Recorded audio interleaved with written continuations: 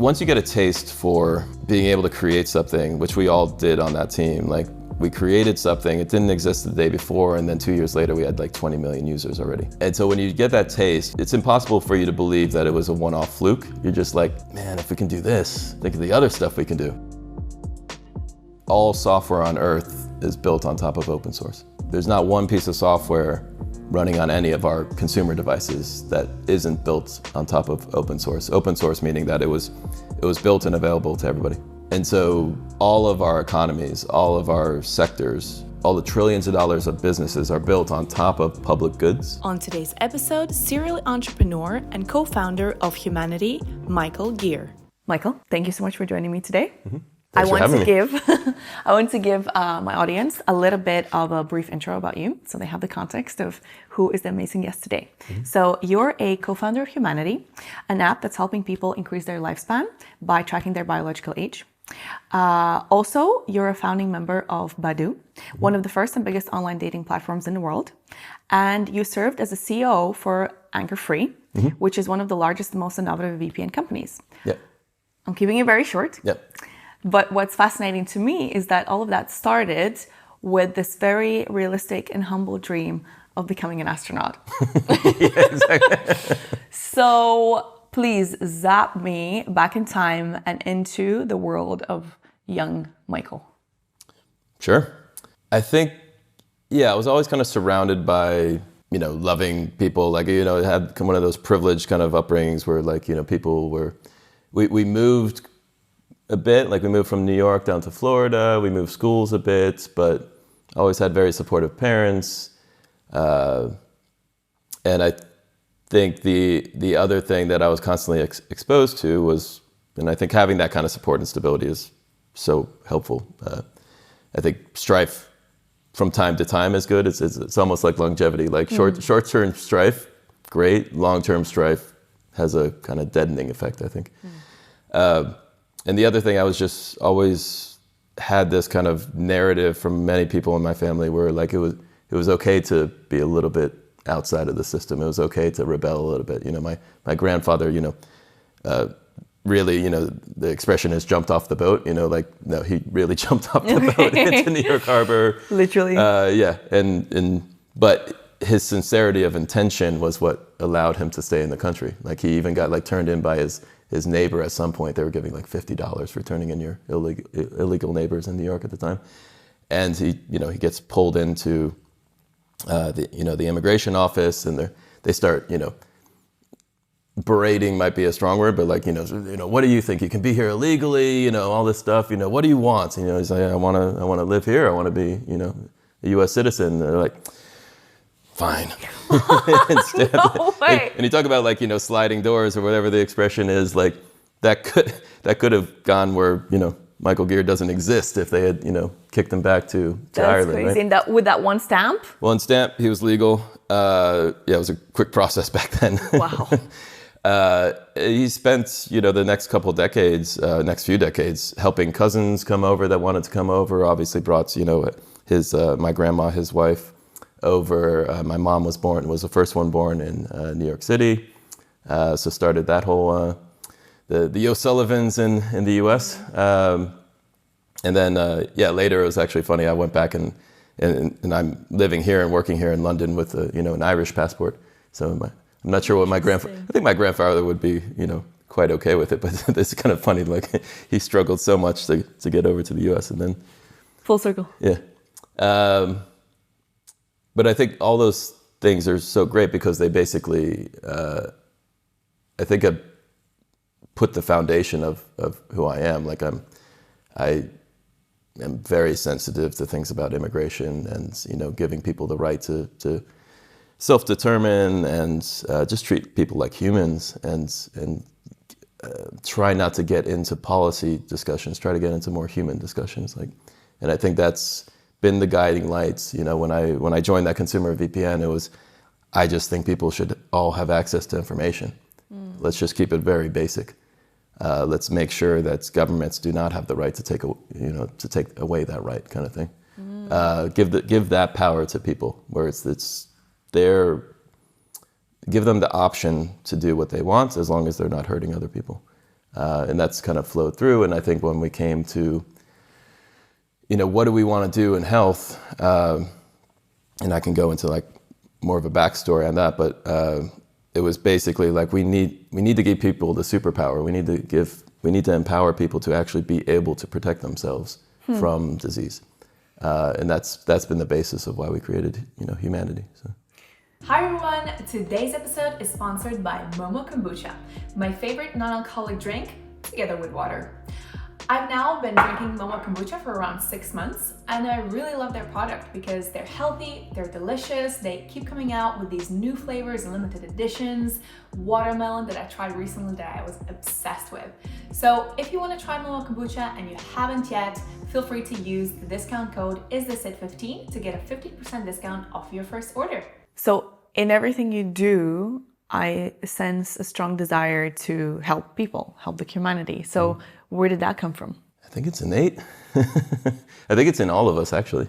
I think I'm reading my manifesto of the moment to give a shout out to a book. It's called Humankind, A Hopeful History. So the author's Bregman, Rutger, I believe. And it really kind of is a great book. I'll bring you a copy. Thank you. It basically kind of just says what I think all of us kind of feel when we're interacting with humans. When we get theoretical and we're talking, we're watching the news. When we get too much in our head, yeah. Yeah, and when we're talking about things thousands of miles away, we have all kinds of theories. And some of them I think very bad, and some of them, possibly true. But when we're in the same room with humans, I think it is very clear to us that we want to get along. Like, it's amazing how fights end when you get into a room with people, and weird things happen. We somehow find ways forward which we didn't think we could find. Yeah. And so I think that's been my experience and probably just my innate belief for a long time, is that how could there be 8 billion of us on this planet and we haven't blown it up yet? But 8 billion people, and we must have a primal instinct to get along. Definitely. I mean, I definitely agree with that. But what's very curious to me is always to find that a process and the times and moments of understanding for people when they realize that. Mm-hmm. So my question to you is, do you know what your purpose is? I feel my purpose is to empower people, and I feel like health is the way to go. Place. Yeah, I mean, I'm very interested in making sure that we keep the climate and environment of Earth protected. I'm very interested. I'm vegetarian. I want to be vegan. I'm not there yet. Very interested in protecting all beings. Mm-hmm. But I feel like my purpose, and what I'll spend probably the rest of my life on, is to allow people to be healthy for much, much longer. Because I think that basis, and that includes mental health. I don't separate those two things, which also leads to... As you shouldn't. Yeah, exactly. It's one of these things that I think will end soon, where we stop talking about physical and mental, because it's all together. It is all together. Yeah, so to empower people to be happy and healthy for much longer. So when did you have that awareness, or do you think you always intuitively knew that that's what it is? I want a little bit more know about that journey or that moment of discovery for you when you had that realization, oh, this is what I'm meant to do. Yep.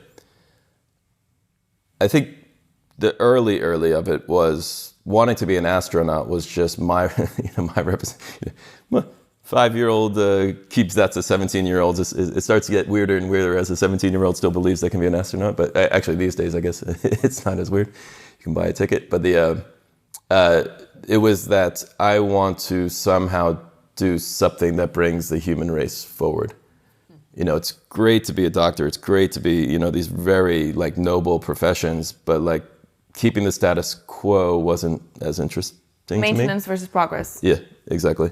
And so that moving forward and being a significant or, meaningful part of that, contributing in a meaningful way, was definitely the beginning of that. I think the pivotal thing that led me to health as the purpose, as the more specific purpose, was I had a family member, a relative, and then later on a high school friend basically find out stage 4 of cancer. Passed away very soon after that, both of them. And in those moments, it was just very clear that everything else fell away. Everything else that was important, disappeared. And so it was very clear that although want to move the human race forward, if all that stuff that was let's make it to other planets, let's do, all this stuff that the human race needs to extend over millennia. If we couldn't keep this person that we loved, a human next to us alive and healthy, everything else kind of fell away. And so I think in those moments, it was basically, that's when I started to understand, okay, there needs to be more people focused on this thing. And I didn't actually, in the beginning think that I was very interested in it. Mm-hmm. And I probably had an arrogant belief that I could find people and just start connecting them and be like that kind of behind the scenes, push, kind of encourage. I actually still do that to this day. Sometimes I'm just on phone calls and meeting people because I just want to encourage them. I'm like, that's awesome what you're doing. You should really do that more. I know you're going to do it anyway, but I just wanted to tell you that I think you definitely should. You're on the right path, yeah. I feel like, my personal opinion, you're on the right path. You should do more of that, kind of thing. So that's what I wanted to learn more. I wanted to so I started with early detection of cancer. I had left Badoo, moved to New York, and had started there's so many spin-offs that we need to go into. But okay, so exactly. Let's talk about, as we're on the topic, let's talk about Humanity. So for people that don't know, what is it exactly? So Humanity is basically a navigation app for your health, just like traffic navigation. So it allows you to monitor your rate of aging. So it gives you that feedback loop, am I getting healthier or am I not getting healthier? Mm-hmm. Very simple. And then it actually figures out what group of actions will make you healthier. So if you want to use the traffic analogy, it's what is the path of least resistance? What's the quickest path that you can take to be healthier? To a person. Exactly. Okay. And so as we get, now it's personalized to cohorts. As we get more and more data, it'll start to be more and more personalized to Dana, more and more personalized to Mike. I see. Mm-hmm. Okay, so what sort of indicators, how does that look? What sort of does it, I guess, because I have the app, so I know how it works a little bit. It tracks, I have an Oura ring, so it takes information from my Oura ring about my physical activity. Obviously, I'm tracking my sleep, so it tracks that as well. Then there are some things where you check in yourself manually, which is, have you spoken to a friend? Have you been out in the nature, seen some daylight, things like that. Yep. So what makes it different than anything else on the market? So when we started building Humanity, I'll give you a short kind of story. When we started talking to investors, all of them generally were quite excited about it. But many of them kind of as helpful, they thought helpful advice was hey, you're trying to do too much at one time.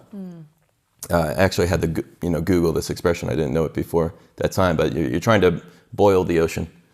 Interesting. Boiling the ocean, I guess, is an expression that means trying to do too much at one time. You're biting off more than you can chew, whatever. But our hypothesis, which we've now proven out, I think quite convincingly, is that if you don't have that full loop, which is basically you have some way of truly measure, is the person getting healthier? Is their probability of disease going down? And then watching the actions they're taking, and then measuring again to give them that feedback loop and to figure out if those actions actually worked for them or not. If you don't have that whole system, you don't actually head in a particular direction. Now I'll give you an example. So there's a lot of amazing, testing, companies. Some of them better than others, but definitely a bunch of really high quality ones. You mean DNA? Yeah, testing different ways. I think, even testing biological age, I think, which I think is almost everybody, when they say they want to be healthier, they mean they just want to be disease-free and, fully functional for longer, right? And so there are, I think, a decent amount of testing companies that are decent at kind of telling you that. I think most of them, there's pricing, there's UX, there's all these kind of things, but decent. So you're saying, right? But what do I do about it? I have the results. So then exactly. So then okay, you do a test, and then you do a bunch of stuff, and then 3 months or 4 months later, you do another test. Like how can, like, why you can't leave it to me, you, or the person on the street to figure out, okay, what was all the stuff that I did in the middle that in which thing worked? Because we're going to have cognitive bias about, like, oh, well, we just really actually concentrate on that thing, but at the same time we were doing this other thing that might have been the thing that, And so if you don't actually do that full loop or measure, monitor everything they're doing, and so we're the only system out there right now that's doing that full loop. I see. And doing that full loop, not to an abstracted, importantly, not to an abstracted kind of VO2 max or something like that, but actually like probability of disease. VO2, name your HRV, VO2 max, kind of extracted kind of a popular measure that's not actually, at its base saying whether you're actually reducing your probability of disease or not, which is what everybody cares about. So from what I understand, there's a plan. So far it's an app, but there's a plan to then later on integrate it with physical tests and make it even more precise. And everything's data-driven. Yep. Okay. And I think it's important to note that one of the things that actually did surprise us, so I definitely understand when other people, it's not intuitive for other people, is the digital markers, so your movement pattern and your heart rate pattern. And we partner up with different companies, including Giro, on those algorithms. That is actually very close to the same predictive power as doing your bloods. Oh. When you add the two together, you get slightly higher. So by combining different markers, you can get more and more predictive power. But the digital markers actually is quite predictive. So. Interesting. Okay, so when you were talking a little bit earlier about kind of the mission, there's a little bit of a conundrum with longevity, at least in my mind. So if you succeed, and we're able to prolong people's lives significantly, hundreds of years, or maybe even indefinitely. Yeah. First of all, side note, are we getting there? Slowly? How fast? I think we're definitely at a speed where we can add decades, and that will give us time to add more. And so I feel like we're going at a good speed. When I say we, I mean like the entire industry. Will I arrive at 150? I think so.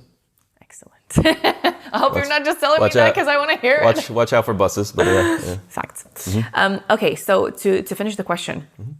So say everyone can now live to 200, 300 years. Yep. How?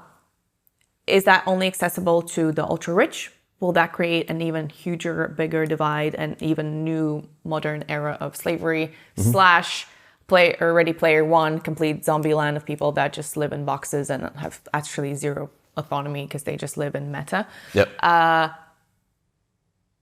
How is that not going to happen? I was going to say, I'll take option 2. Yeah. Are the demographics slow so significantly? If so, why? And is that even good? How? Resources? What are we fixing in order to be able to afford people to live hundreds of years? Yep. I think we've been, I don't want to oversimplify this, but I think we've been sold one business model and told that that's health. And that business model is kind of and this is not vilifying the pharma companies, because I think vilifying folks is not the way to actually have an open conversation. And actually, like, many people in health believe that there's only one model, is that basically you spend billions of dollars, you create something that costs hundreds of thousands of dollars or $100,000, you get a patent on it, and you charge $100,000 for enough years that you make back your billions of dollars that you put into it. We're no longer in that era. We haven't been in that era for a while, but we still believe that is the only model that exists. And we kind of, I don't want to use too many of the terms from the book, but I should have given it to you beforehand. But we kind of nocebo each other into believing that that's the case. And so it's like the opposite of a placebo. A placebo makes you, does something good for you, It's in your mind, but it does something good for you. And nocebo is it's in your mind, but it does something bad for you. And basically, we nocebo each other into basically saying, hey, because the foundational kind of connotation to some of these questions is, well, healthcare stuff's going to be expensive. And so we kind of nocebo each other into being okay with the fact that that next company is making it their next $100,000 thing. So to get back to your question, I think it's very possible to make, our things freemium. So we make sure that all the functionality that you need to do to guide yourself towards better health is kept free. And then the premium features are some stuff that are, I think, additive and make the experience more powerful, but are not needed. Essential, yeah. Essential. I think there's some longevity drug companies. So one of our SAB, Kristen Fortney, runs a company called BioAge. She's probably one of the furthest into human trials in a really awesome drug that will help you with muscle atrophy. So as you get older, your muscles atrophy, you fall, you break something, it's the whole spiral. Her intention is to not be charging, a ton of money for that. Is there a remedy for that? If you keep being physically active and exercise completely throughout your whole life, do you get muscle atrophy? It's very hard to avoid some level of atrophy. Basically, what you're doing, if you do enough strength training, you're kind of keeping some of those proteins and kind of pathways open at a higher level, which will reduce your muscle atrophy as you get older.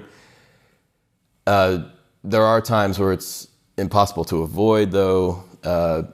They'll be using their drug is tested first in older people that have bed rest.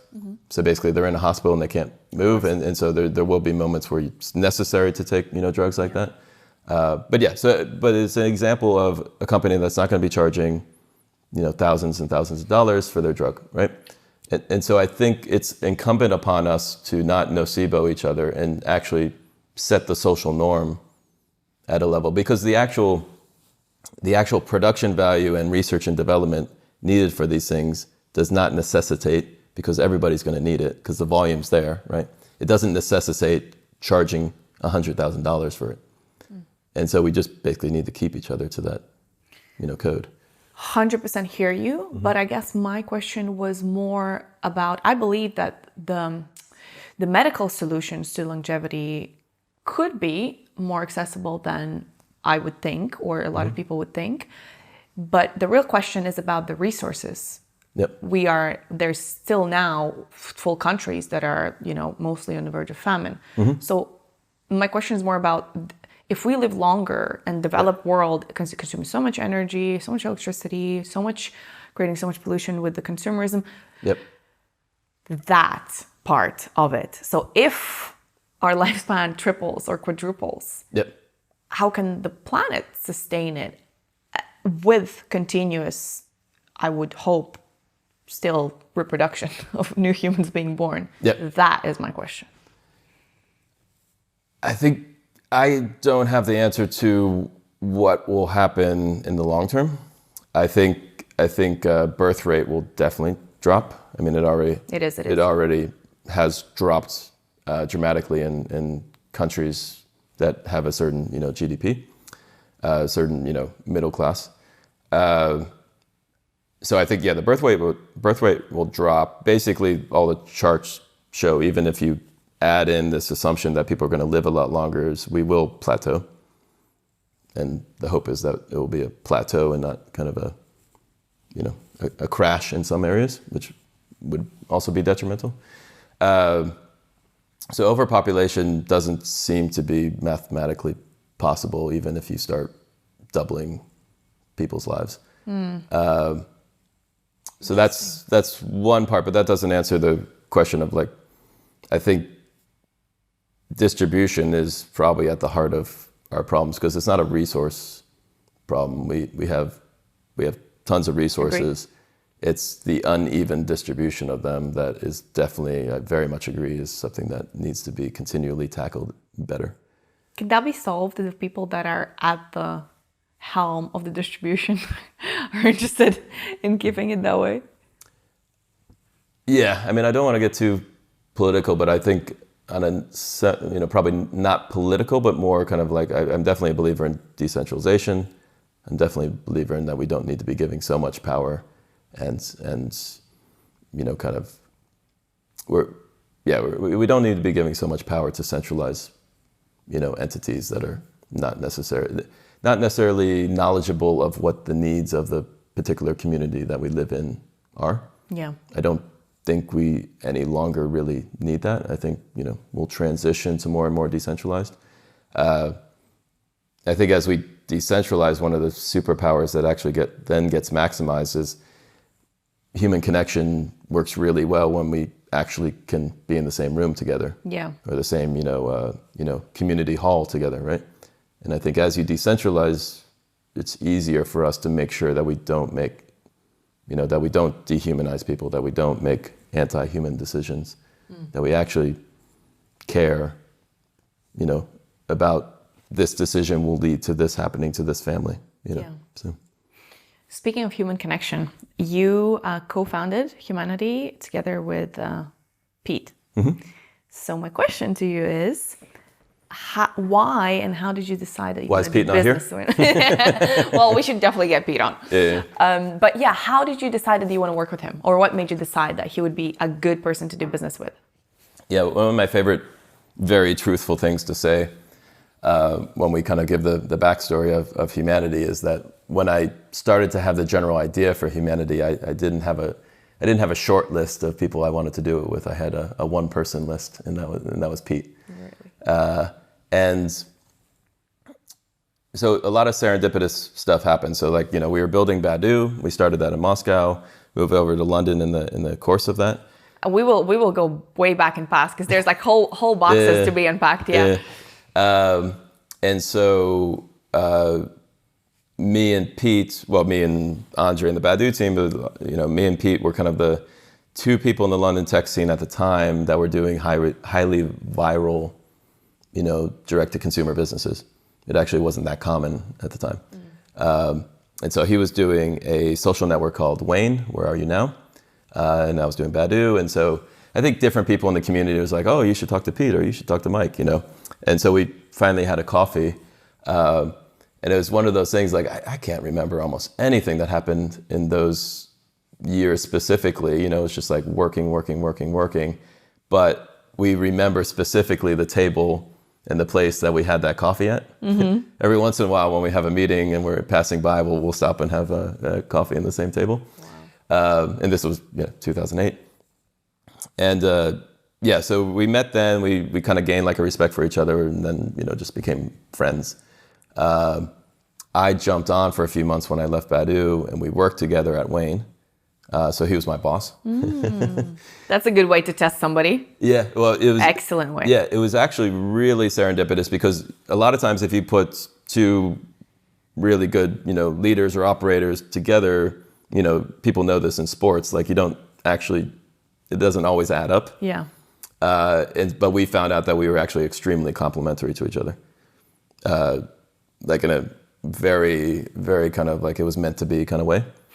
He's amazing at building teams. He's amazing at kind of really, leading teams and building them and really caring about, the health of the company. Mm-hmm. And sometimes that's maybe not my strong suit. I love humans, but sometimes I'm not, the best caring manager. But strong suits of like, digging in, being able to build stuff, being able to understand complicated, on the surface, complicated stuff quickly and how we can, leverage that to give people superpowers. That's more my strong suit. And so I think we realized that working together at Wayne.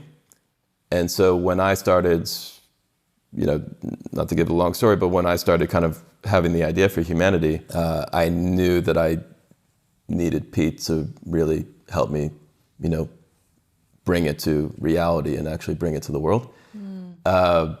And so I started a campaign, maybe for about a 2-year campaign of convincing Pete that what I believed was true, is that we could actually affect change and actually help people live longer. Starting with a few Guinness in Web Summit in Dublin, one of the last years it was there. Yeah, there's pictures around somewhere. So yeah. Okay, well, we have moved very much to almost the present time with Humanity. I want to help us unfold the journey of how you got there. So a big turning point in your life was when you moved from US to Russia. So before that happened, you mentioned that you changed your mind about being an astronaut when you went to the Lockheed Martin. Yep. What was it, headquarters or? It was one of their major factories at the time. Probably What still is, happened but- there that you changed your mind? So I did aerospace engineering and international affairs in school because I had this, I think I did 30 seconds of research one time that like aerospace engineer and Air Force pilot How to be an were astronaut. Okay. it was good directed research, but it was probably about, being a 17-year-old, it was like 30 seconds of it was basically like, what were the careers of the people that ended up being astronauts? And then those were the two top ones. And so I didn't know how to be an Air Force pilot, so I decided I was going to be a, aerospace engineer. I've become a bit of a, I would say a pacifist as I've gotten older, very much against, killing of humans for any reason. There's no justification.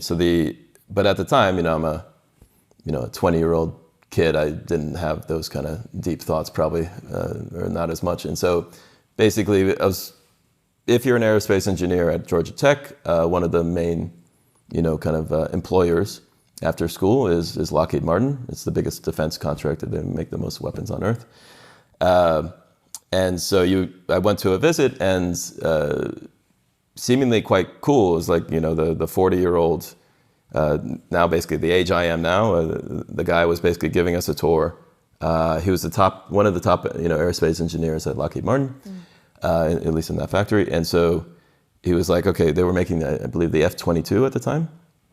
And it was the newest, coolest, Air Force plane. And he was giving us a tour of that. And then there was a moment where, and that's all fine, cool planes.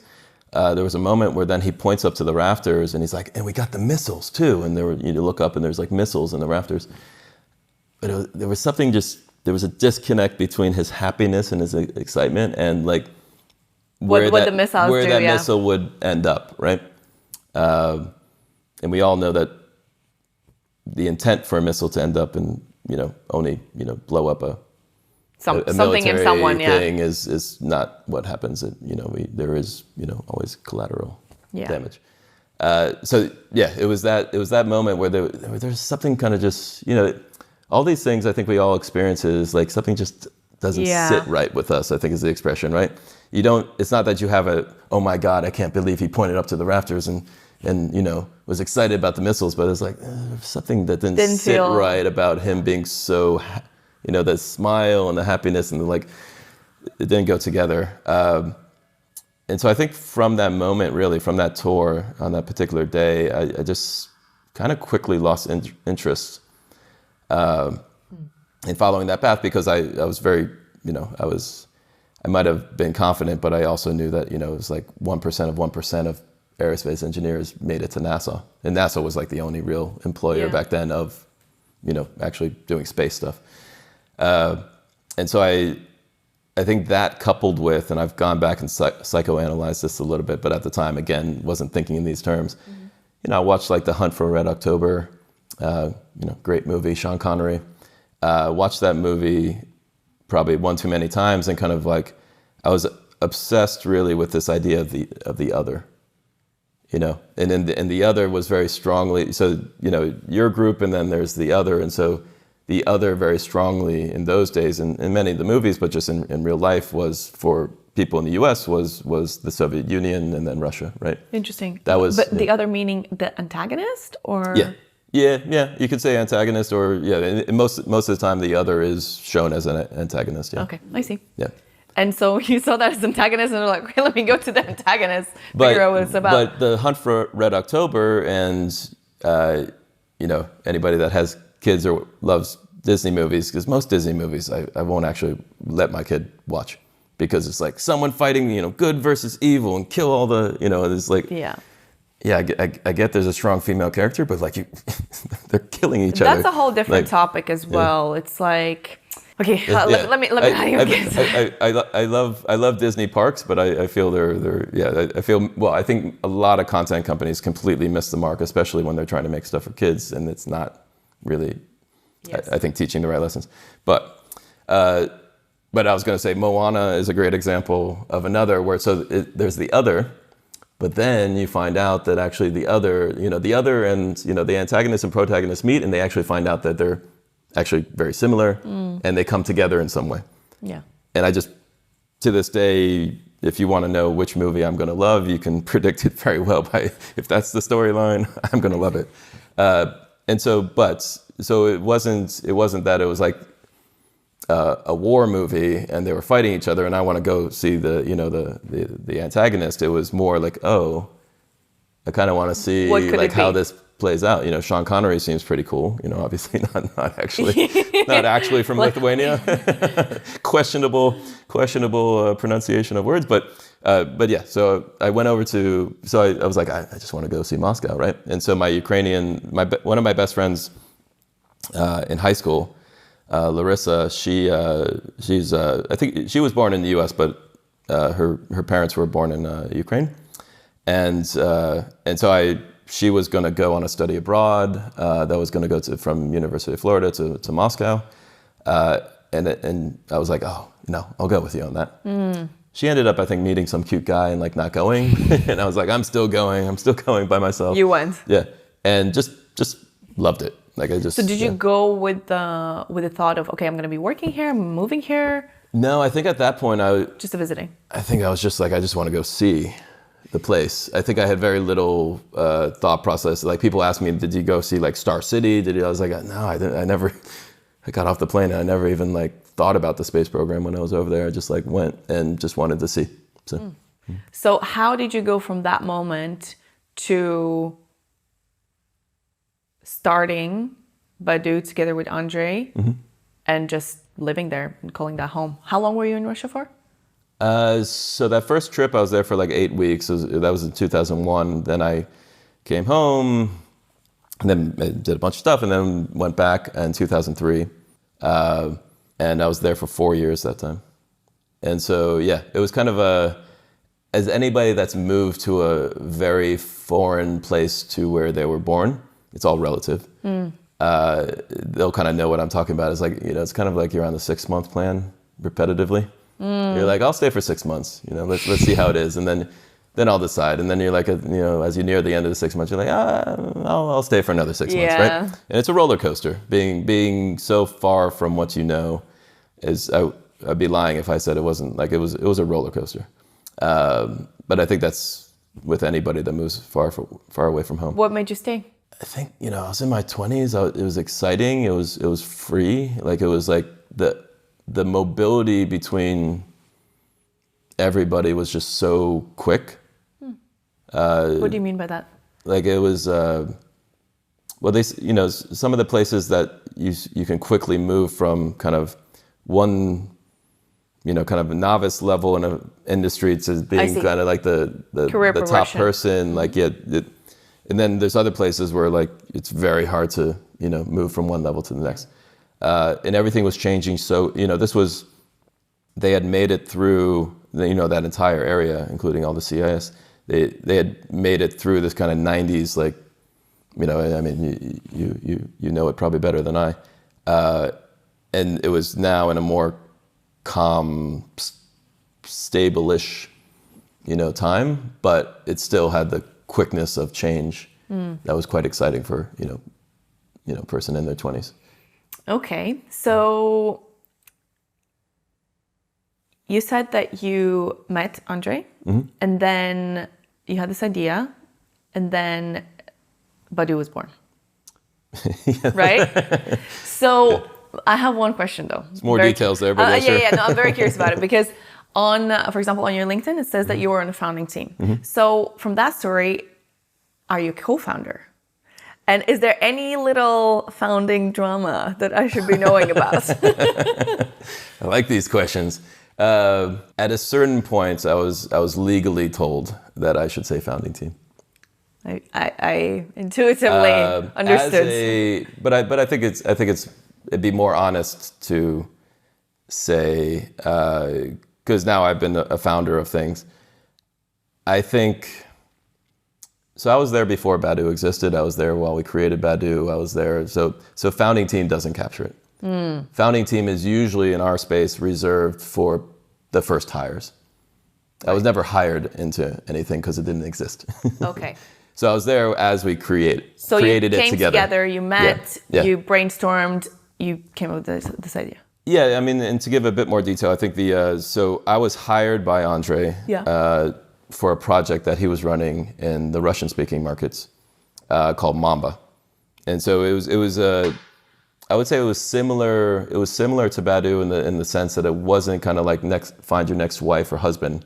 It was more of a meet new people, which eventually became our tagline, which, I created that tagline. It sounds hilarious to say you created the tagline, meet new people. Hey, that's the big tagline. But that was kind of the ethos even of this other system. And it was a white label system that kind of ran a lot of the portals, Znakomstva section, so meeting section, right? Yes. And so at a certain point, we tried to internationalize that. And there were some very good reasons why that didn't work. One of the top ones being none of us had ever done international BD. So could have predicted that wasn't going to work. And it was also like you're coming with like 5 million Russian-speaking users and being like, hey, we want to start an Italian section of this. It just always... And so at a certain point, we're like, why do we keep doing that sale? Why don't we like start something completely new? As a founder, I would say, honestly, like Andre brought all the money to it. I see. And so I think I should still be able to call myself a co-founder, but I think it is honest to say that he continually was the person that brought money to the project. He brought investors. I can imagine as he was a local entrepreneur that had established. He had a great track record of making investors money. Yeah. He did a lot of great projects, and so I think that was that always gives me pause to kind of like, founding team doesn't cover it. Okay. That was more than founding team. Yeah, I wanted to know. Co-founder also seems like, but then again, there's a lot of co-founder. It seems slightly too much, but there's a lot of co-founders that don't do anything to raise money, too. So yeah, I see. I'll leave it on that. But I think that's in the end, I don't think there's any tension. I think. When I was leaving, I tried to leave a few times, and it was always this kind of, because I think once you get a taste for being able to create something, which we all did on that team, like we created something, it didn't exist the day before, and then 2 years later we had like 20 million users already. And so when you get that taste, like it's impossible for you to believe that it was a one-off fluke. You're just like, man, if we can do this, think of the other stuff we can do, right? And so when I started getting interested in health because of, the family member with cancer, and then it was very hard for me to keep staying and doing Badoo. I found interesting things that piqued my technical interest, like how do you do location-based stuff, and so we did a lot of cool stuff that pushed forward Badoo, but I was constantly kind of on the way out. The purpose was lacking behind the type of product. Yeah, and I believed in the purpose of we really did want people to meet in real life. Like that was our focus all the time. And for better or for worse, I know some people have had good experiences on dating apps and some not so good, but I think it was a net positive that we introduced to the world in the sense that we were able to scale it. We weren't the first person with the idea, but we were able to scale a system where people really just go onto an app and can meet a new person in their city. And that I'm proud of, and I was proud of at the time too. But it was time to move on. And the last conversation I had with Andre while we were still working together, I've seen him many, many times since then, was, Badoo's going to be successful. You already know it's really successful, but you're going to have to be here for 10 years before you sell this thing. And I think, I don't want to speak for Andre, but I think we both at a certain level kind of wanted to try new things, and so the interesting thing was he sold Badoo the month to 10 years from us having that conversation. So, Really? and I would definitely not give up those 10 years and everything else I did. So, Wow. so I think we both are pretty happy. Amazing. Thank you so much for sharing that. I appreciate that. I guess from technical perspective, what happens if you exit a company earlier? What happens to your share, financial, whatever remuneration? Yeah, I mean, it can happen many different ways. Some people hold on to it depends on your contract. Many people will be able to hold on to their shares, or they might have to exercise their options and then have shares and they can hold on to them. I generally wanted to kind of have a cleanish break, so I eventually sold my shares back to Andre. Okay. But yeah, it's kind of it's always a choice of hold on to them. But I think sometimes, especially when you're like a co-founder, you kind of want to. You're still invested if you're holding shares, and you're still very invested. It's kind of your mind will still be a little bit beholden, and I kind of wanted to just cut that. So interesting. That's kind of the opposite of what people sometimes preach when they say, oh, be in so many pots at the same time, own everything, manage nothing. Yeah. It's very, very, very interesting. Well, I would equate it more the reason to sell your shares, and and especially if you think the company's going to be successful. And I knew the company was just going to get more and more successful. We were basically printing money when I left. The reason to sell your shares, I would equate more to kind of like, being the neighbor of a ex-girlfriend or boyfriend. It's kind of like, keeping some kind of, or like still working with them or something like that. It's like, yes, we are both adults and we have moved on, but like it's always going to be a little bit of a drag on your head to. Because you're thinking, what if I stayed longer? What if I did that? Yeah, or it's hard to transition to so if I was just an investor in Badoo, then yeah, I would definitely have held my shares because I'm like, yeah, it's just going to go up in value. I mean, no one should cry for me. I didn't do badly. but I think but as being in a kind of like work, kind of marriage with Andre for years, I was just kind of like, yeah, let's. Yeah, you wanted to focus all your attention to the next project that you were going to do. So about Badoo, at some point, obviously incredibly successful. At some point, it was the most downloaded app in more than 20 countries. What do you attribute its success to most? When you're building a system, staying true to the mission and the product mission is very key. And what's the difference between mission and product mission? Really just like the mission with Badoo was, I'll give the concrete example. So the mission with Badoo was to meet new people. Everything we did was to get humans to meet other humans easier and in real life.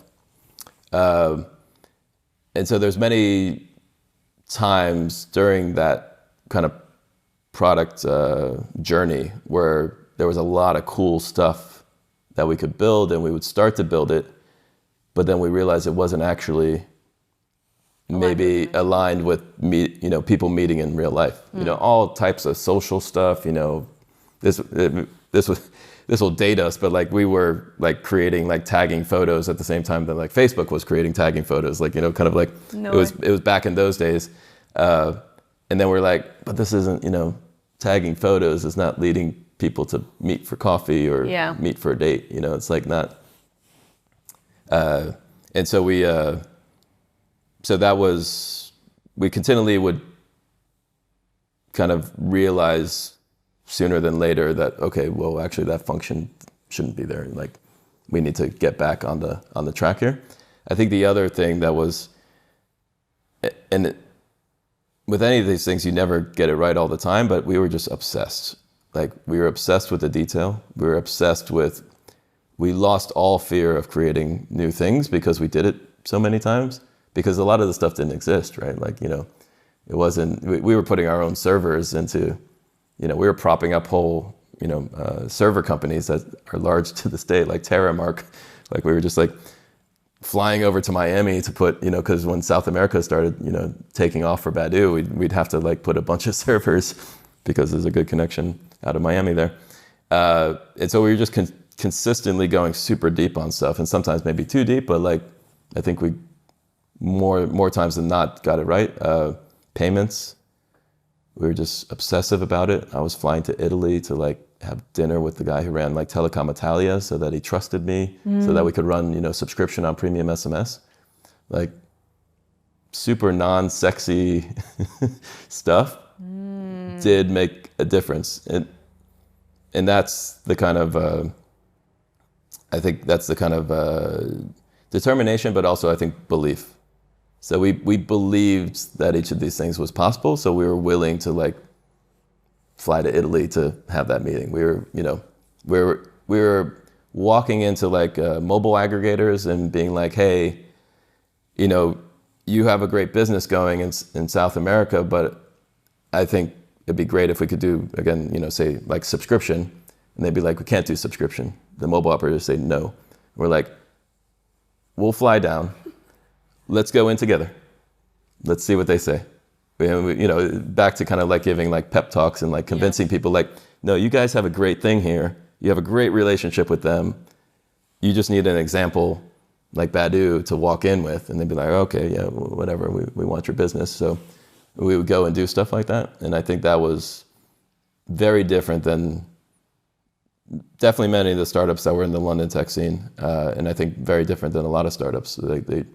We were willing to get outside of our box and go and create stuff that had to be created, kind of thing. And I'd like to think that we keep that ethos with humanity. We have ideas of what the industry needs, and we're not afraid to go and encourage people to come together and create consortiums and go and do stuff. So. Fascinating. I'm so excited because you shared so many great tips for anyone that's listening, that's on their own entrepreneurial journey. So speaking about that, if you could go, knowing everything that you know right now and so many companies that you work for and founded, if you could go back in time and tell yourself something about this entrepreneurial journey that you think would create the biggest impact for you, what would it be? It's a great question. I'm not very good with regrets. I know the question's not about regret, but I think that also makes me kind of not terribly introspective of what I could have done different a long time ago. It's rather not even from that light. It's like, say it's not even you. Yep. Say you can just be that ghost of future for some new budding entrepreneur listening right now. Yeah. And if they knew that thing or these couple of things, it would really help them on their journey. Yep. And I would even take it outside of entrepreneur, but I think it applies as well. Yeah, and thanks for phrasing it like that. I think the one thing that I've found and I continue to find, and no matter what level you are in the world, like I'm somewhere in the middle, I started out, somewhere down here, right? If you're passionate about something and you reach out to the top person in that space, and they're almost always the top person because they're terribly passionate about that thing, a lot of times they'll meet with you. And a lot of times they'll give you an hour, they'll give you a half hour. And I think I've seen this kind of with my team over the years, where like younger people on the team, they'll bring me something. They'll be like, oh, I found this cool project that's happening. This, this person over there, or this cool research or whatever. I'm like, we should talk to her. We should call her up. And they're like, yeah, we should call her up. I was like, no, we should call her up. Really?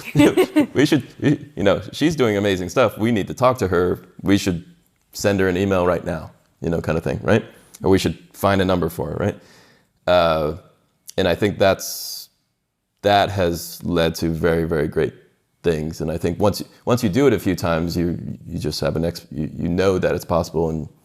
And then every time you're in a situation like that, it's like the first thing on your mind is like, if I'm so impressed by what this person has accomplished, if I talk to them, there's no way I won't learn more important stuff.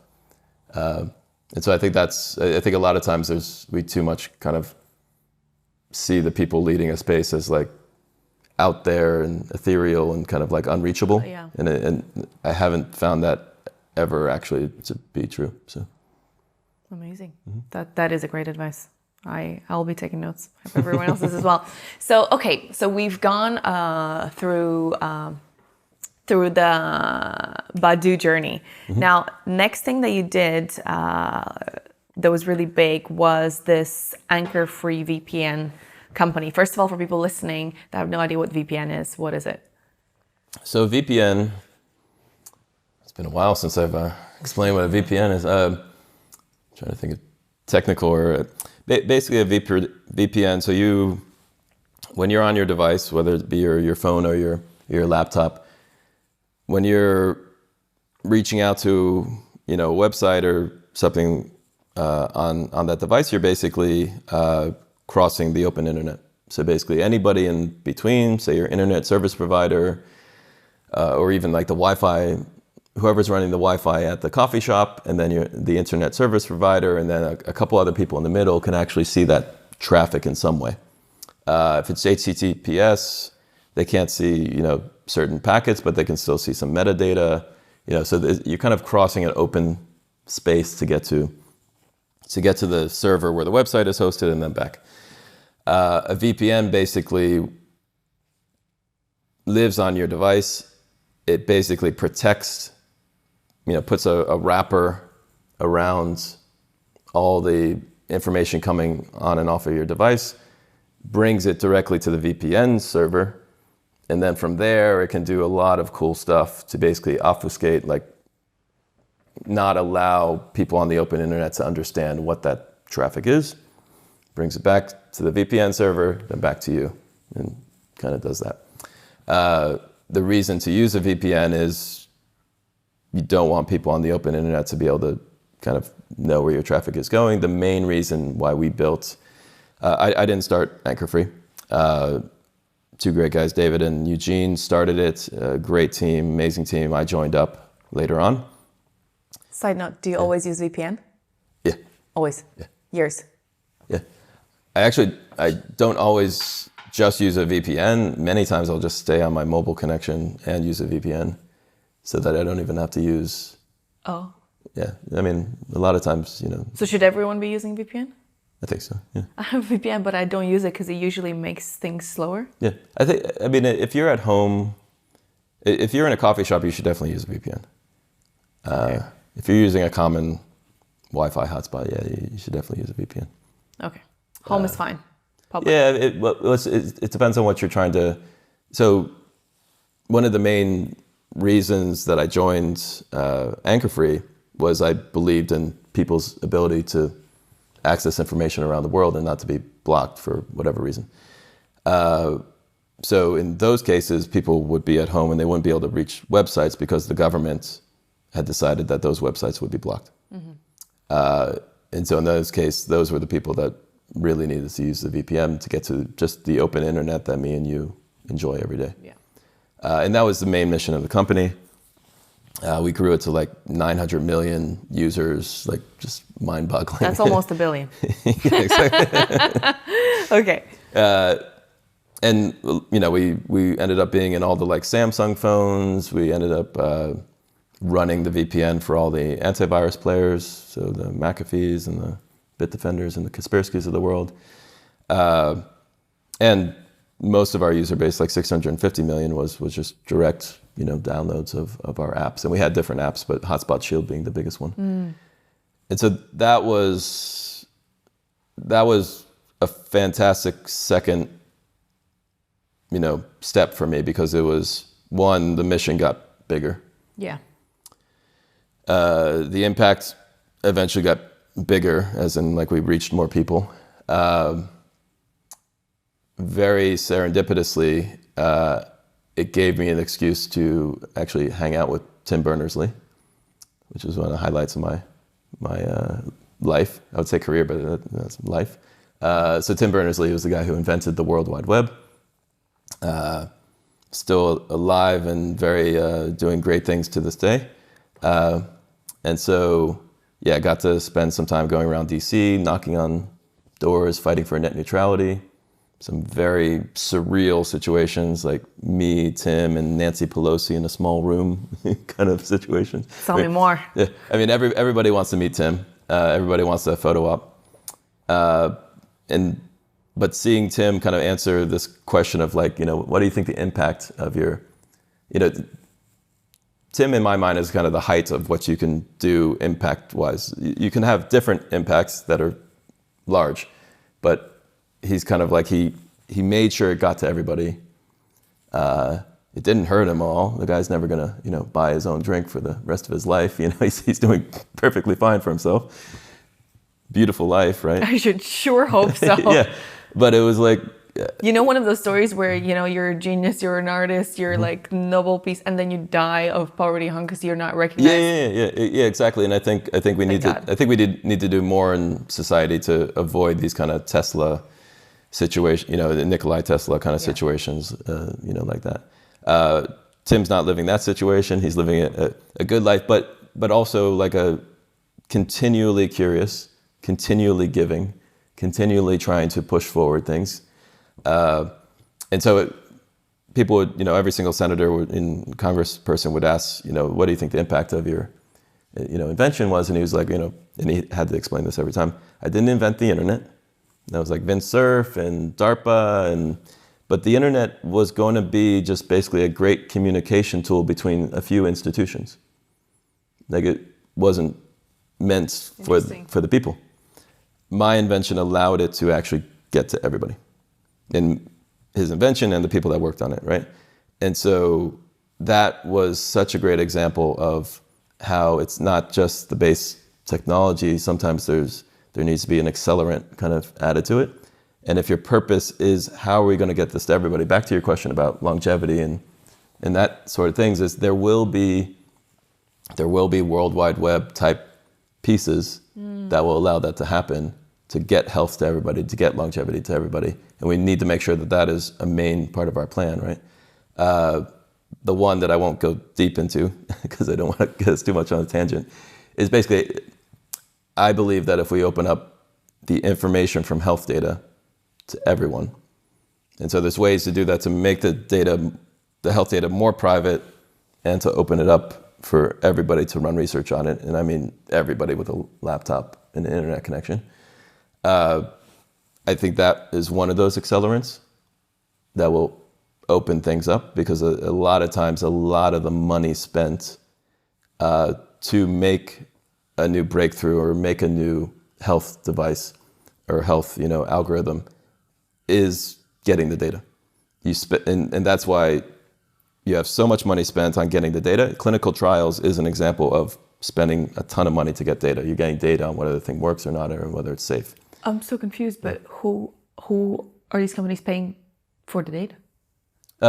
So clinical trials would be an example. Like they need to. Most companies are spending the most money on creating the data in-house. Creating the data, okay. Yeah. Okay. And so, basically, if we want to democratize things and to bring price down and all these things, one of the kind of World Wide Web, analogies I would put in the health space is open up all the data, allow everybody access. And then when I say open up all the data, keep the original data completely private, open up the synthetic data. And I think that's one of those pieces that spending time with Tim really kind of hit home with me, is like, you don't need to change the entire system. Sometimes you need to be the person who pushes over the domino. Like Tim didn't fly around the world making sure that everybody connected the World Wide Web. That was not, but he created something that was just so that everybody saw and was like, yes, I will connect that to the system. I will do that. I will do that. And yeah, he sat on kind of committees and stuff like that, but Tim just needed to tip the domino. Yeah. He didn't need to recreate the system. And I guess that's my kind of rah-rah speech for, and kind of advice for like entrepreneurs in health is like, and investors in health is like, we don't need to recreate the system. We need to make sure that we are making that thing that then everybody just looks at and is like, yeah, we should do that too. And that's how the whole system changes, you know. How do you do that? Is it intuition or is it data? Or both. If I can, you know, if you're not a fan of yourself, who is, kind of like, if I could say one strength that I've had in my career is, it's not to be the person who came up with all the good ideas, definitely not, but the person that was slightly better, or at least, you know, was batting at, you know, 55%, you know, decently picking the thing that was going to be the thing that worked. And so I'm quite good, especially in a systemic analysis of like what could be that domino. And I think that's what makes me focus on the health data. So are you making an example of like Apple and Microsoft, et cetera? They weren't the first ones to invent something, but they made it better and more appealing to the public to actually adopt it in masses. Yeah, and I would actually, in that exact vein, I would say, and everybody might not think about this every day, but everybody understands it, like all software on earth is built on top of open source. There's not one piece of software running on any of our consumer devices that isn't built on top of open source. Open source meaning that it was built and available to everybody. And so all of our economies, all of our sectors, all the trillions of dollars of businesses are built on top of public goods. It's one way to put it. The Web3 space calls it that, and I love that kind of nomenclature. So it's not that public goods is about giving everything for free, and then over here is business, and over here is public good. Now, public good is always the foundational piece for every sector. And so the software space, your Microsofts, your everybody like that, is built on top of a public good, which is a huge base of open source software that was just built because people wanted to, you know, move forward. You know, wow. They wanted to build out Linux. They wanted to build out, you know, all these things, and then everybody came in and built on top of it, right? And so, I think in the health space, again, the analogy I would see is the health data. Fascinating. I mean, with what you were saying about health data, and that's coming from somebody that obviously has no idea how to actually, you know, make any of that come true. Mm-hmm. But surely, if you find a way to just encrypt the idea of whose data it is, health data, then you can just, in fact, distribute it to everybody without, like, I wouldn't mind people using for the benefit of the world, mm-hmm. all of my health data, as long as it's anonymous who I am, right? Yeah. Yeah, I think I'm just thinking of how far we want to go down the rabbit hole. So to tie this in with something that everybody's experiencing right now, so like generative AI and kind of LLMs, right? The reason why, one of the main reasons why they work better than anything we had before is because they basically they take a ton of data and they are much better at finding all the relationships between all that data. Mm. Then they leave all that data behind and they just have all the relationships, and it's very badly named latent space. But that basically means it has all the information, kind of relationships between all that original data. So like LLMs just understand us. Why do they just understand us? Because they just understand all the relationships in a meaningful way, not in a keywording kind of way, right? And so then you have all the relationships, like the essence of that original data. And then you can basically, if you want to, can create just a bunch of fake data that has that same essence. Mm. And so when you go through steps like that, it is possible to leave behind to leave behind your data, but it kind of just learned all the relationships between it. Mm. And then it recreates it over here. And there's other privacy steps in the middle, but that's the opportunity that now is proving that it's possible. And once something's possible, my favorite story is the Wright brothers, right?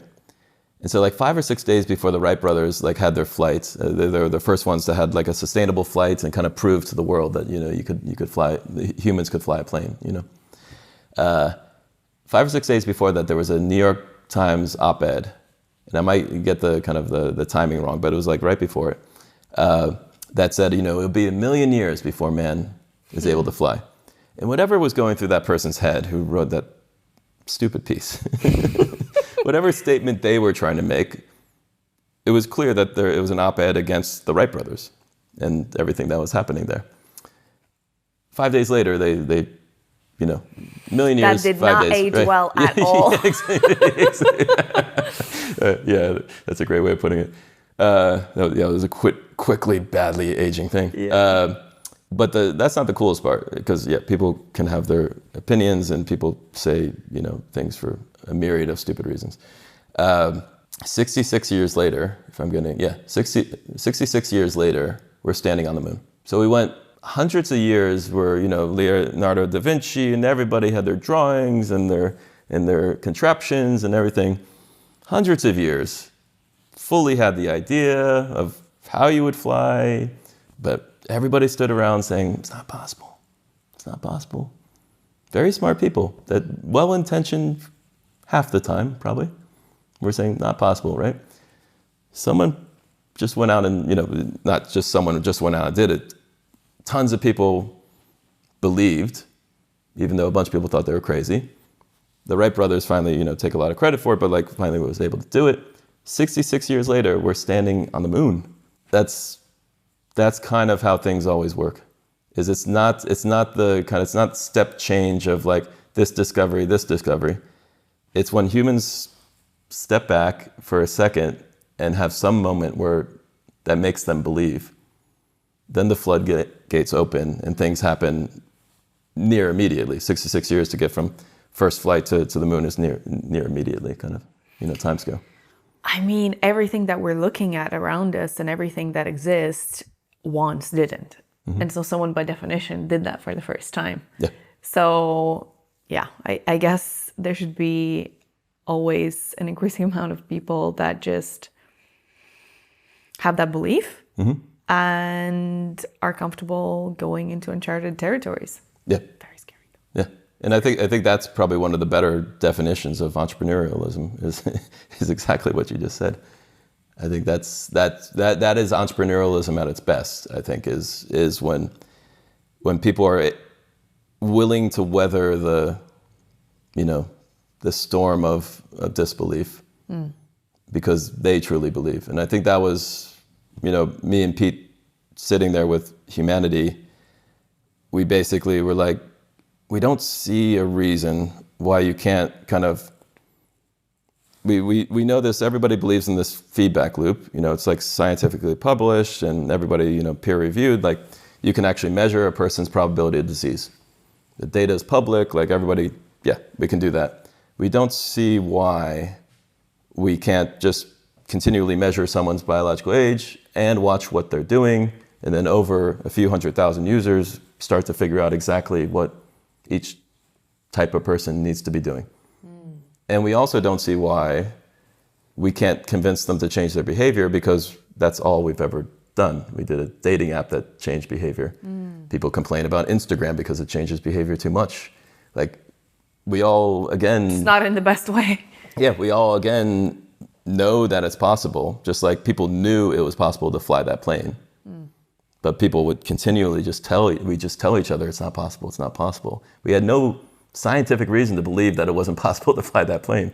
Believe it. Yeah, but that's So the entrepreneur is the person that sees it before it's manifest. Yeah, and just logically probably sees the world a little bit more real.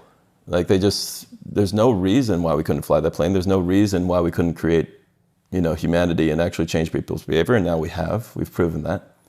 And now we want to scale it and we want to, you know, partner with more people. And so I think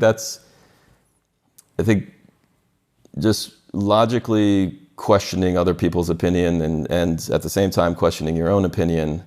But if you can't find a good reason why something's not possible and you really, really want that thing to exist in the world, that's what you do, right?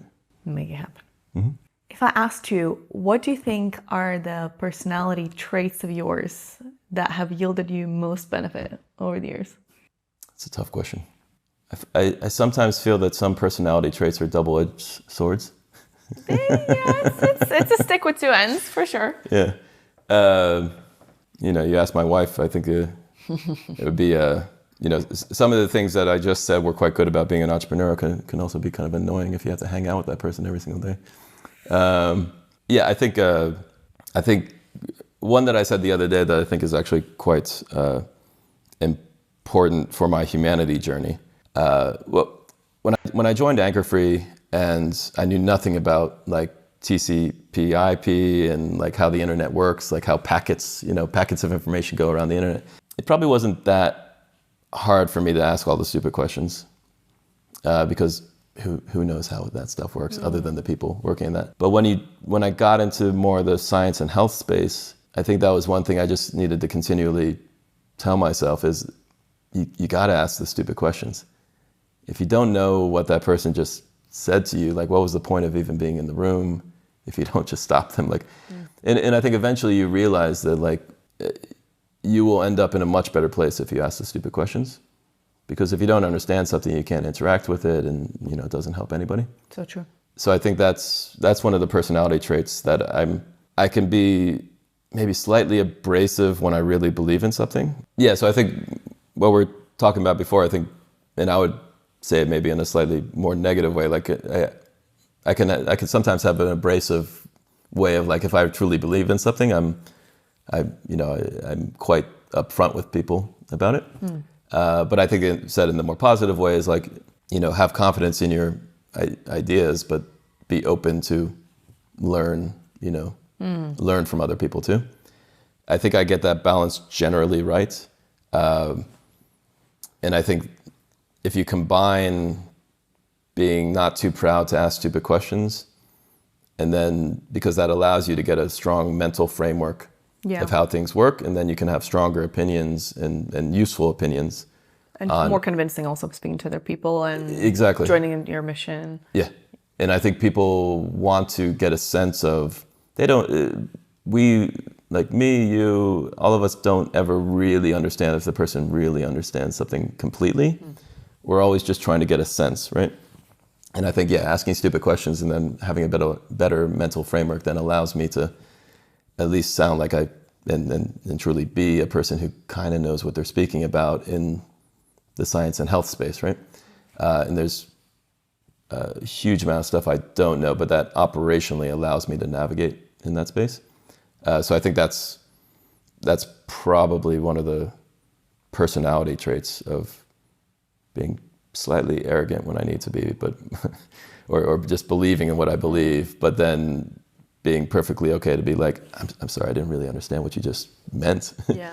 Like, or that sounded kind of cool, but can you explain it to me, in a different way? Like those, when you get free with doing that, I think you end up having much better, deeper conversations. So that makes a lot of sense.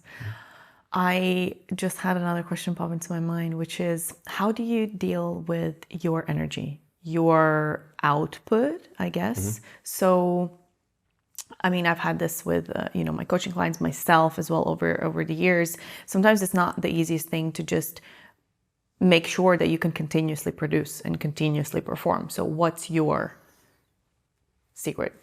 If you have one, or what's your protocol of being well-performing over long periods of time? I wouldn't say that I do it well. So I'm probably you get stuff done, clearly. I think, definitely don't do it efficiently. Not that I don't want to, and that I don't want to improve all the time, and I probably do move in a generally improving direction with that. I think truly believing in the mission and wanting the thing is the saving grace of inefficiency of taking care of oneself sometimes. I don't think I don't want this to be advice to people, because I don't think it's the best way to do it. But I think you wake up in the morning, and whether you're tired or you're not tired, if you have a thing that you just know you need to do and that the world needs, it gets done. It's easier to keep going. I think it definitely is a big problem in the world with especially very mission-driven people where they don't necessarily take care of themselves that well sometimes. I definitely have those moments. You definitely, and when you care deeply about something, you can definitely get hurt deeper as well. So you can get disappointed in people.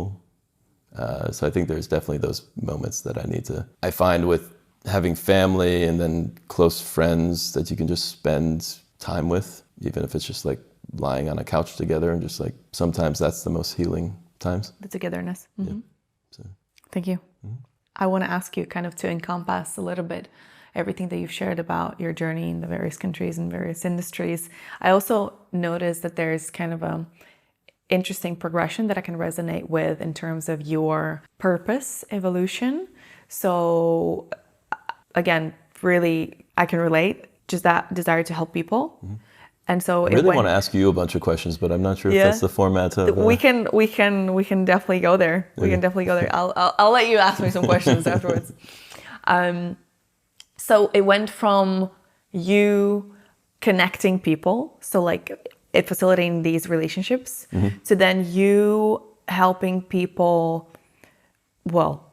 have a voice and have information, so be connected also on a different level. So I guess freedom is like the word that comes to my mind when I think about that side of your business. And now ultimately, which for me as well, I think is the ultimate level, is the health and well-being, mm-hmm. which is the basis, like the absolute most important thing out of all. Yeah. So kind of, I see that. Mm-hmm. Do you feel that is true? Yeah, I mean that sounded like a nice okay. wrap up so of it. It's not just my perception. Okay. Basically exactly what you said. I think I believe in, if there's like base beliefs that kind of can be a common thread. Like I believe in the goodness of humans. I believe that left to their own devices, they will do good things, en masse.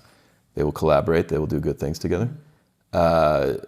And so giving, it always seems like the most expedient, quickest way to change the world in a positive direction is to get some tool out to them and to get it out to as many hundreds of millions of them as possible, as quickly as possible. Yeah. That always seems to be in my mind, and that's the way that's why I've created or joined teams that were able to have products like that.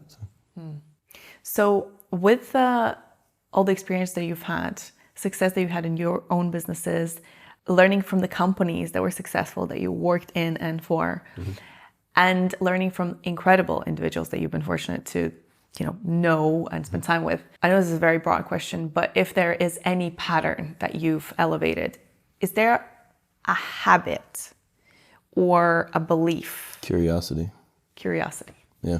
Noted. Curiosity, because if you start with people are good and they want to do good, the people that can navigate better are the curious ones, and they find out deeper what the problem might be, and they find out deeper what possible solutions there might be, and they find that out quicker and better. So curiosity, definitely. I mean, anybody that has the pleasure of hanging out with Tim for any amount of time will just be astounded by his curiosity, like next level curiosity. Really? I've seen him just go into conversation, completely different sectors. And he's not jumping into, I have this opinion, which I probably do all the time, jumping into, I have this opinion about that space, or let's talk about this one thing that he has, his ratio is probably 70% questions and 30%, statements, maybe even more on the question side. Amazing. So, my favorite ratio is 90% questions, as you can observe. So there you go. Let me give you. So you have it. Yeah. Let me give you the 10% portion now. Ask away whatever you want to ask me. What do you see as your purpose? My purpose, I think I've intuitively known since very early age, is to help people in some way. Mm-hmm. What I didn't know is what is that way. So when I was a kid, I wanted to be a singer or an actress, mm-hmm. because music touched me very deeply, and movies often inspired me very much. So because they created these strong emotions for me, I thought, I want to give those emotions to other people as well. So I should do that. Obviously, growing up and being from Latvia and being realistic also at the same time, I didn't quite ever pursue those avenues. But growing up, it was process of going through life, I guess, practically, and trying to use method of elimination to understand what is then the path that I have to go to by excluding what I definitely don't have to do. So as a bit of by trying all the things. By trying some. So I don't think I've had any sort of, to give you a context of my background, I worked in luxury sales for 8 years. I moved to Italy when I just turned 19. And so then after 5.5 years, I moved to UK, and that was all kind of for sales. And I mean, I loved that because I got to connect to people and I got to influence them in a little bit, because every time that they'd come in my showroom, my unknown intention at the time would be to make them feel better and to exit in a more happy state than when they came in. And that was probably the reason why I was doing really, really well. But to answer your question, what is my purpose? I think my purpose is to inspire people, to educate and motivate them. I think that the best way that I can do it has to be inherent to who I am as a person and what I naturally do well and enjoy doing, a bit of an ikigai formula. And so, for example, the podcast for me ticks all the boxes because I get to connect to people. I get to express and feed my curiosity, which I've always had a lot. So I get to learn from amazing people. I get to, in a way, foster a community by enlarging my circle with people that I find amazing and inspiring, which at a certain point in my past, I really felt almost suffocated and thirsty for this energy of people that I would love to be surrounded with and to learn from. And I didn't have that. And of course, I didn't know back in that moment that, okay, well, later I would do podcasts and that would kind of solve it. But that's just one aspect of it. Then I love that about one of my favorite things of, running humanity is it gives me a reason to reach out to very interesting people. Right? Yeah. It cannot be understated how important being able to feed curiosity and getting to hang out with people doing amazing stuff definitely is helpful mental health wise. So. Gives flavor to life, literally. And that's one aspect of it. The main aspect is the service part. So I get to talk about things that I think are important and I think are important for all the people. So for example, the reason why the podcast is born is my purpose, obviously, as we're talking about it. And I want to talk about purpose itself because I don't think enough people think about it or have ever thought about it or verbalize it or strive for it, because I think it makes such a difference in the quality of your life and your emotional well-being if you have it.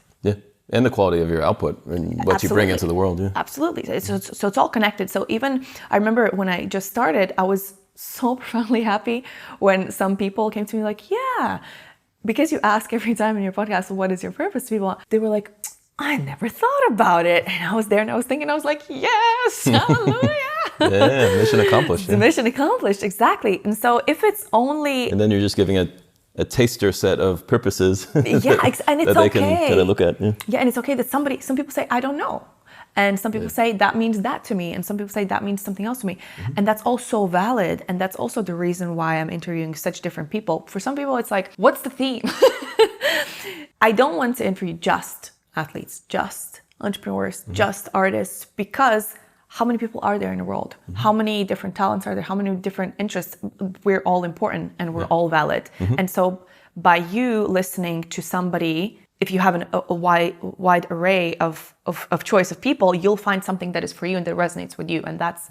In many of those purposes, even though on the surface it seems like different sectors, like athlete and entrepreneur or The something overlap. like that. Like the purposes can be the same. Absolutely. It's just a different way to get there. And that is different. That is interesting in and of itself as well. Seeing those patterns, which is what I want to do over time. Also seeing those patterns, like what makes sense, what connect. And that's not even it. So I asked.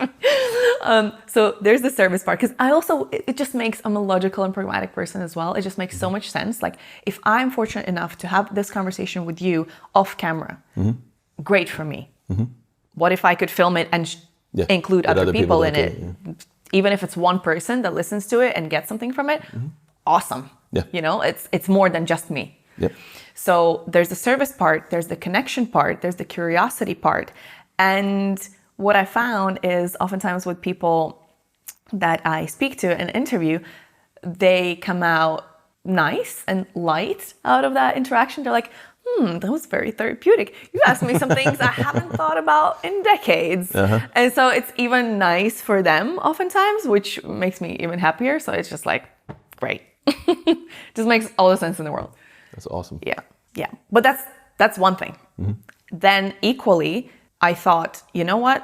How can I make the impact of helping someone even more bespoke, therefore more precise and more impactful by coaching? And so that's another avenue for me. So one-to-one coaching, and in the future would love to do also group coaching. Obviously that, allows you to scale and help more people even. Yeah. And, who knows what the future holds? Maybe it's writing, maybe it's speaking, retreats for sure. So everything is, it's. Yeah, you got to have the in-person. Yeah. Yeah. It's so good. It's all about, in essence, it's all about connection.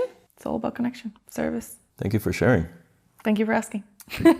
So my second and last question, or I don't know how much time we have. We got all the time. How can people help you with your purpose? The people. Honestly, listen to the podcast, share it, ask me what you want to hear about more or see of more. Give me feedback, please, always. And if I can help you with coaching, or is there anything else that you want me to cover or speak about or find out about, just let me know. That's nice. Thank you for asking. That's great. The one thing that people do come to me and they tell me is, you never talk about yourself. You just talk about yourself. But I'm guilty. I will raise my hand. It's easy to be on this side and asking questions, especially when you're used to it and you have all those kind of curiosity components and everything. Yep. So you just kind of really relax into that. And it's not easy to be on the spotlight, weirdly. Yep.